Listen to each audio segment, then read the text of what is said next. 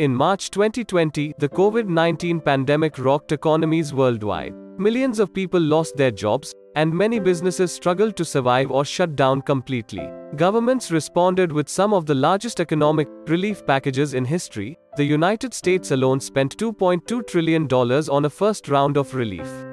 So where did all this money come from? Most countries have a central bank that manages the money supply and is independent from the government to prevent political interference. The government can implement many types of economic policy, like decreasing people's taxes and creating jobs through public infrastructure projects, but it actually can't just increase the money supply. The central bank determines how much money is in circulation at a time.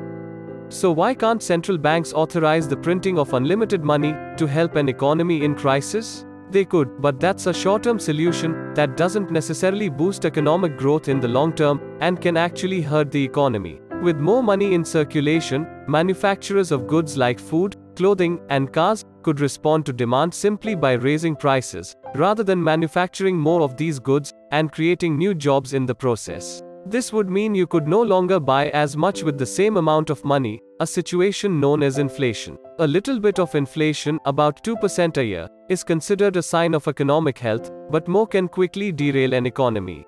In recent decades, central banks have tried an approach called quantitative easing to infuse the economy with cash while maintaining a low risk of severe inflation. In this approach, a central bank increases cash flow by purchasing another entity's bonds. Anyone can buy bonds from corporations or governments. When you buy a bond, you're essentially loaning money to the company or government with the promise that they'll pay it back later with interest.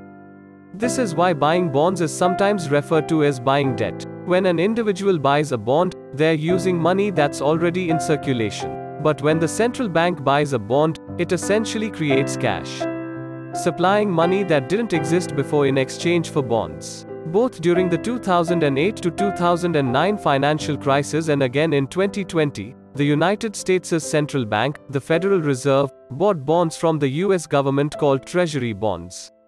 Historically, many people have purchased these bonds as a safe form of investment, knowing the US government will pay them back with interest. In early 2020, the Federal Reserve pledged to buy unlimited Treasury bonds, loaning the US government an unprecedented amount of money, cash that the government used to fund relief efforts, like stimulus checks and unemployment benefits. This isn't equivalent to simply printing money, though it may sound similar.